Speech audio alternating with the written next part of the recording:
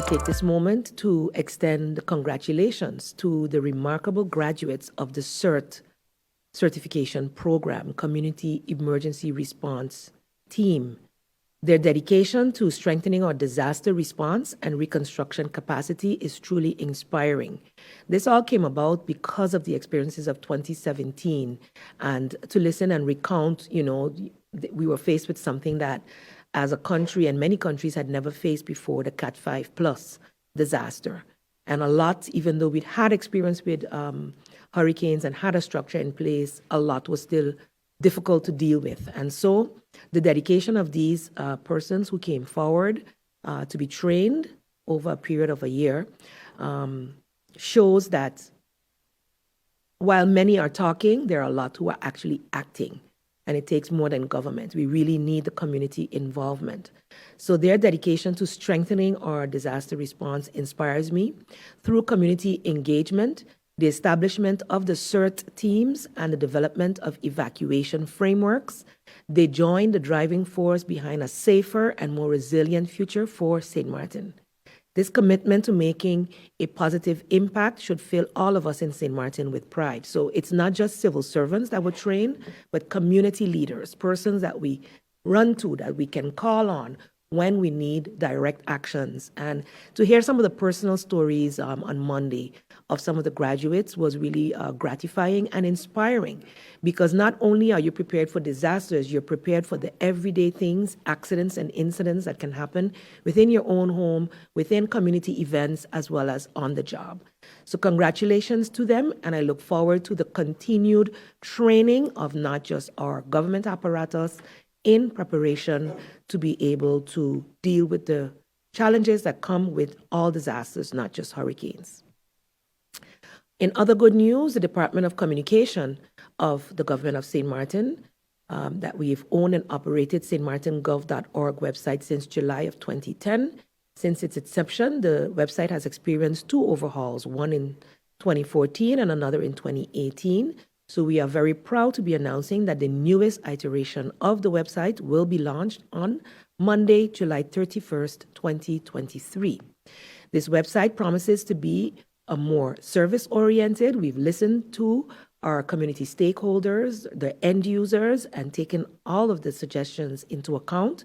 We, as a Council of Ministers, had a preview of it in our council meeting yesterday, and the department, together with our ICT department, will continue to finalize all the last necessary steps to be able to launch on Monday, God's willing. We're very, very proud of this achievement within the Ministry of General Affairs.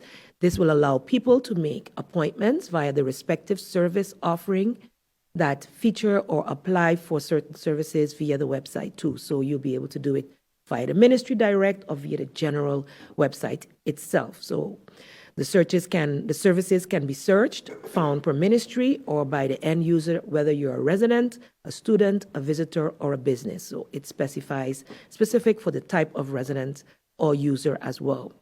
We're also offering an improved user experience, modern design, and mobile friendly. So it's completely adaptable to your mobiles, which most people use today. The website can be also read in various languages.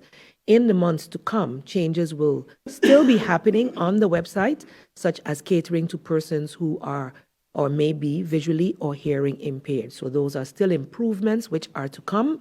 And there will be a media section also offering the end user the capacity or the capability to listen to the St. Martin Gov radio station, 107.9 FM, have access to our YouTube channel, as well as the photo albums and the soon-to-come St. Martin Gov TV station.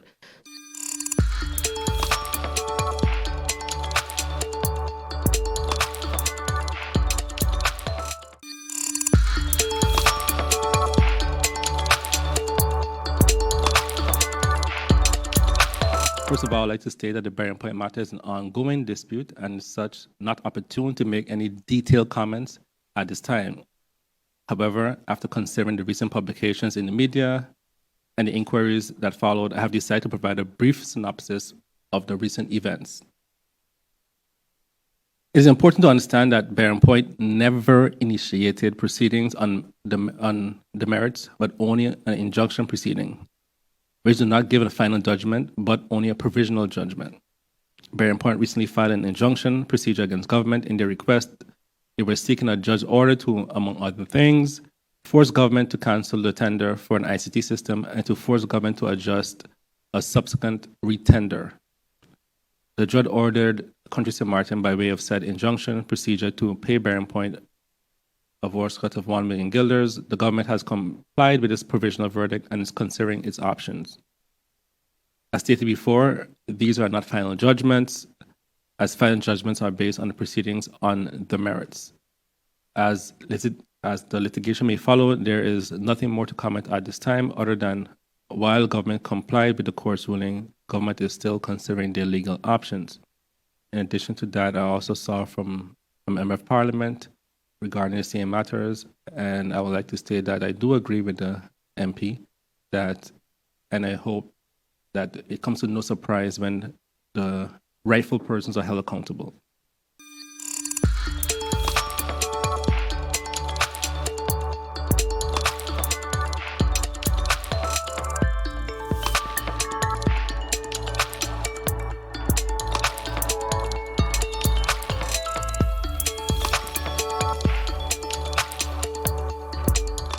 Mealtime rules. Don't serve yourself first. Do not eat with your mouth open. Don't rest your elbows on the table. Don't make noise when eating. Does not apply when enjoying KFC buckets.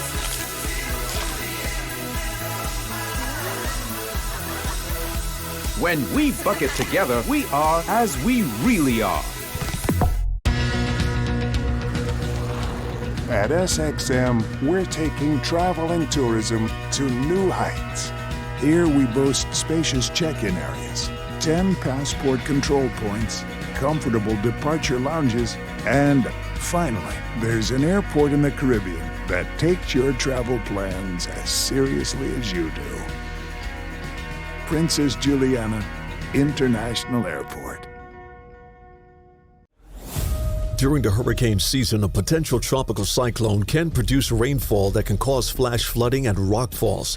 Stay away from flood-prone areas during heavy rainfall, such as Jump Up Casino on Emil Plain Road in Phillipsburg, ATLH Road Roundabout, L.B. Scott Road from Emilio Wilson Park until Cake House Supermarket, Zaker's Gut from Petro Plus gas station until the Seventh-day Adventist Church, Welcalaken Road Cahill from Welcalaken Road Roundabout until the One-Tete Loque Roundabout, Beacon Hill Road from Sunset Bar and Grill until the beginning of White Sands Road, and Rhine Road, also known as Mullet Bay Road, after Sonesto Maho Beach Hotel to the entrance of Cooper Coy from the intersection of the University Drive until the intersection of Rio Grande. For more information on how you can keep yourself and your family safe this hurricane season, visit stmartingolf.org/hurricane. This public service announcement is brought to you by the government of St. Martin.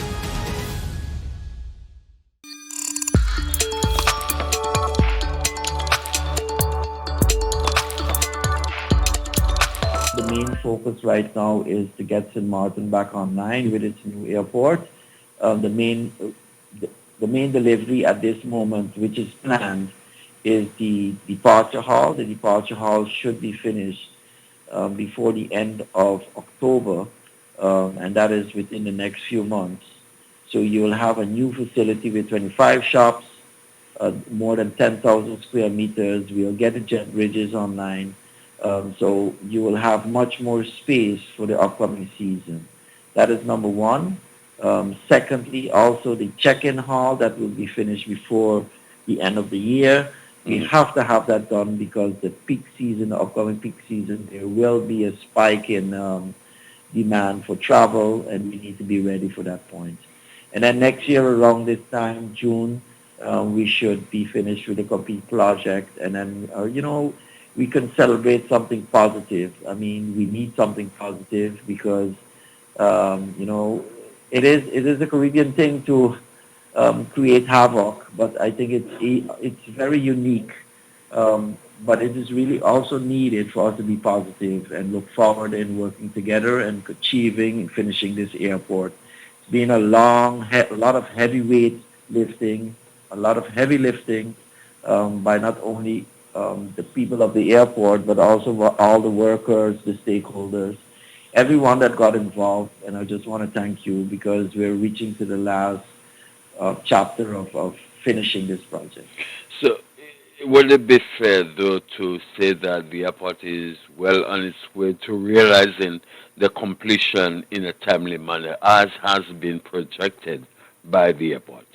I would say yes. We have had, of course, some setbacks, but that is always what you have in these large projects. This is a project over $150 million. And in these days, with all of what we've went through, I think it's a great job that has been done by everyone, and I just want to applaud for their help. I also reached out and gave the workers of the airport a little token of thank you that will also happen during the opening of the departure hall. But it's all coming together as a beautiful, a beautiful part that will form history. Our new airport. It's going to be a time, a plaque, really something for us to all remember.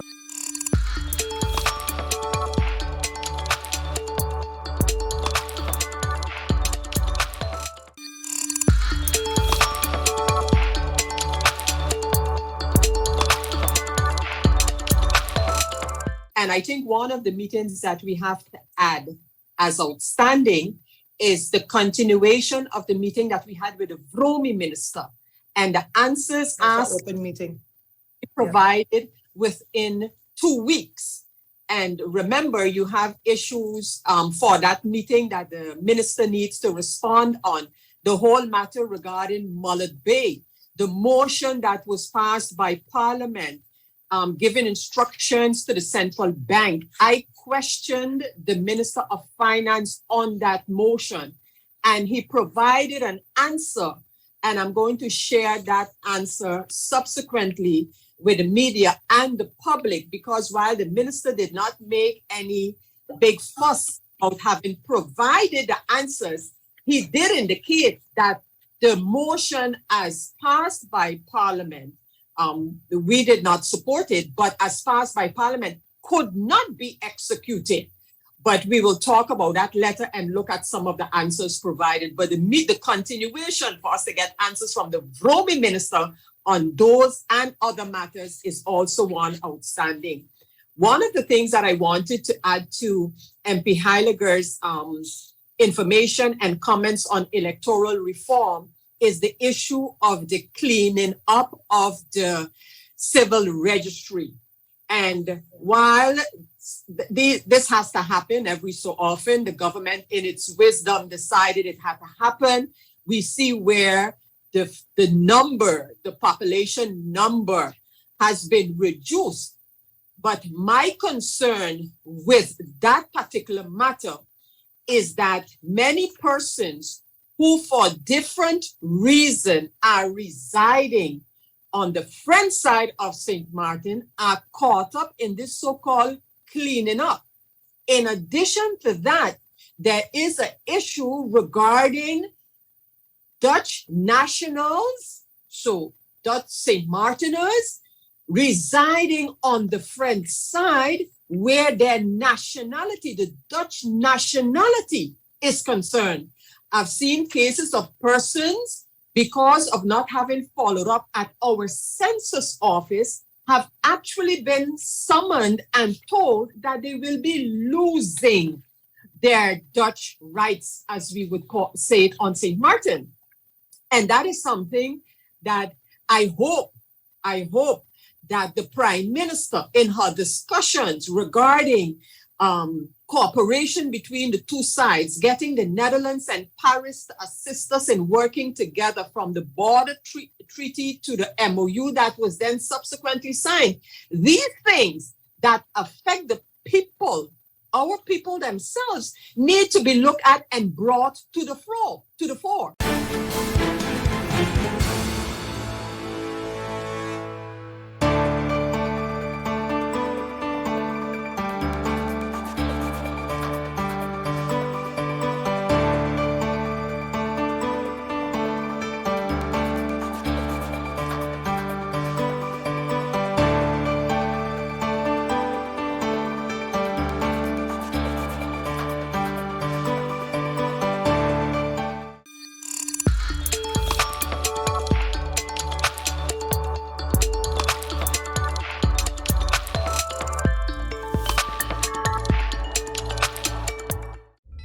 you the new Taco, a combination that will surprise the most curious palates. Combining the deliciousness of KFC chicken and the practicality of a taco with a doubly delicious ergonomic shape. Wow! Compatible with all types of bites. New Taco. Enjoy a double-breaded chicken breast with our secret recipe. Cheese, lettuce, and tomato. New Taco, the innovation that's in everyone's mouth. It's hurricane season. Are you prepared? Here are a few tips to keep in mind to help keep you and your family safe. The Atlantic hurricane season runs from June 1st to November 30th, with the peak occurring between mid-August and late October. This hurricane season, be sure to put together a go bag. A disaster supply kit including a flashlight, batteries, cash, first aid and supplies, medications, and copies of your critical information if you need to evacuate. This public service announcement was brought to you by the government of St. Martin.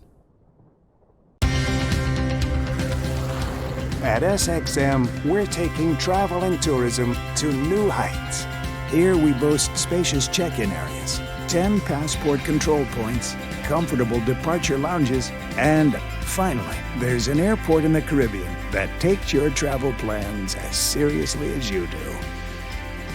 Princess Juliana International Airport.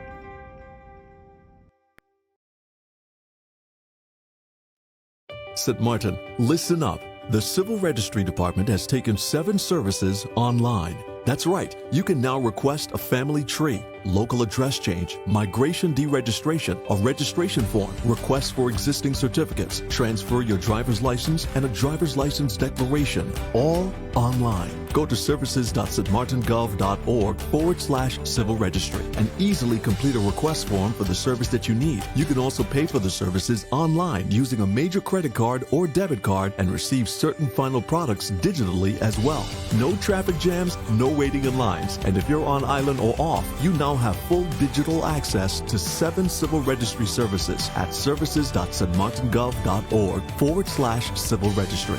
That's services.stmartingov.org/civil registry. For more information, call 542-0652. Now go online and request your service form today.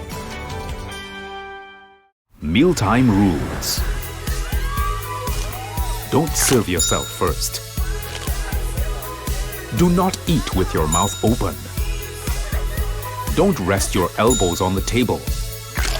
Don't make noise when eating. Does not apply when enjoying KFC buckets.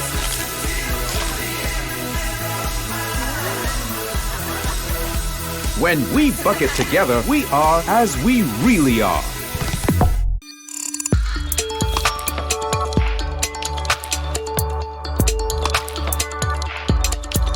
Of course, as you know, over the last couple of weeks, I've been advocating, also promoting the cleanliness of the island. We have a joint collaboration campaign going on with our counterparts on the French side in terms of keeping the island clean and pushing that message across, which I believe has been resonating well with the community, not only because of the fact that they see the importance of keeping the island clean, but also the importance of collaborating more often and when we can, as Dutch and French brothers and sisters. So I would like to continue to push that message. In regards to the Dutch Quarter whole sewage wastewater situation, I'm glad to announce again, and we saw in the media a couple of days ago, where we are well on our way in terms of getting this matter rectified. There's a upcoming community meeting which will be published in the coming days as to when the meeting will take place, so look out for that, where we would give the community a direct update as to the entire plan of approach and more intricate details as to how we plan to tackle that, I would say, decades-long situation that has been plaguing the community. In regards to the Prince Bernard Bridge, as you can see over the last couple of days, starting last week, a team of Rummy staff have been actively busy there. I must say that this bridge repair has been quite back and forth for some time now. Over a year ago, we put out 2 tenders. The first time there was no response to the tender. The second time, 2 contractors did submit bids. However, the price was very high. And as you've heard me mention here in this medium for several times, Finances is quite a challenge for us, so sometimes we have to pick and choose what we can fix and when we can fix it. So we came with a different approach when we have the internal staff take some time off of different things like road patching and different tasks that they have, and put some attention to Prince Bernard Bridge. So that's why you're seeing activity taking place there. It's much more economically beneficial to us in terms of having that process done, although we're sacrificing other works. But the team at VROMI, especially the infrastructure management department, operations section, they're pushing very hard to get this bridge repaired to the best of their abilities, and then we see where we go from there. So I just want to thank them for that. Also, we have some students that are busy with a sort of a job training that we have every summer in government. They're also learning and assisting there, so kudos to them, and I see that they're doing some really great work. Next point I want to update on is I think this was heavily discussed in press briefing and all here, where last year structure was demolished in the Simpson Bay area. I want to give update to the general public. We did have a court ruling last week where the judge basically ruled that Mr. Rolox and his partner was wrong for how they conducted. The inspection department did a detailed elaboration on how they gave warnings, verbal, written, and ultimately had to do the ultimate thing, which we try to avoid as much as possible, which is removal. The message I want to send out is that at the end of the day, the inspectors, they do their jobs. And I always say, I'm the one that signed up to be in the political arena and in the executive branch or legislative branch for that matter. So you can, try to attack ministers, but when you attack staff, I have a little problem with that. So I just want to let the public know that government won the case. They have to pay all court fees, and they were wrong on all grounds. Message to the public: please adhere to the rules and regulations to make the life of the ministry as well as yours much easier. At the end of the day, we are not in the business of stopping progress. We want progress, but everything has to be done in the right way.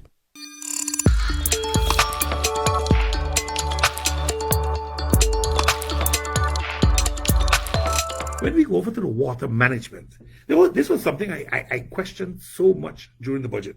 And why did I question it? Because at this point in time, water management in this country is done by NVGB through a contract with the government. And I've asked for all contracts now. I really want to go through them from the beginning until today.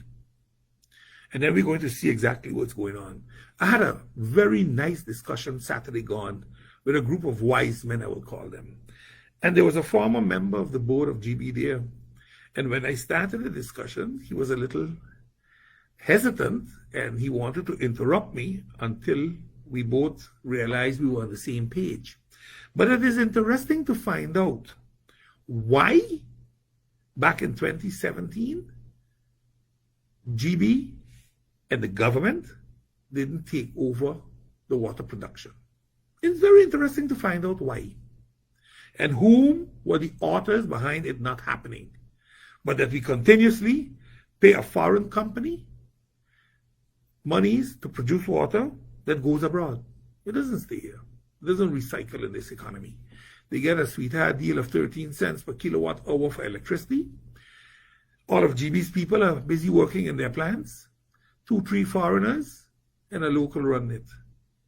And we all shouting for joy when GB can do this themselves. Or if you don't trust GB, then set up a new NV, take the water distribution, take the water production, and take the sewage production and processing, and put them in one. And put an NV, put a supervisory board, and keep it out of hands of government. And then maybe, just maybe, we might have a possibility, if the government agrees to honor and respect good corporate governance, we might have a chance of having something better with our water production, our water distribution. Because remember, 24% of all the water we produce and buy here on a daily basis seeps into the ground. And nobody, absolutely nobody, is held accountable for that. Government loses 24% every day. And a very simple math would show you that 24% of 18,000 that is averagely produced would easily put you around 4,200 metric tons of water times $1.19. Let's say that's give and take $5,000. Every day we pump $5,000 of water into the ground and nobody says a word.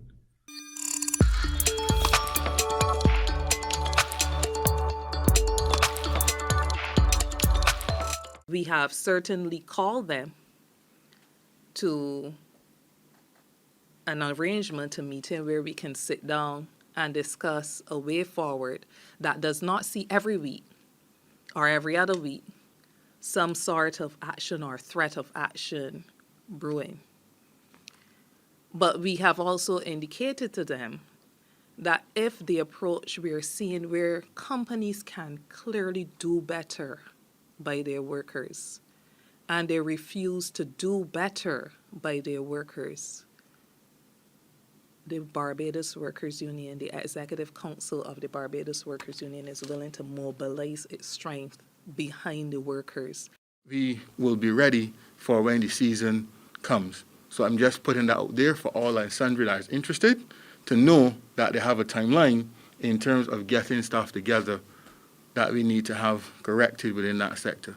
Because one thing I can tell you is that the workers within the hotel sector have grown very weary of false promises, idle conversation, but yet still undergoing the same treatment and in some cases worse treatment under new management within this sector.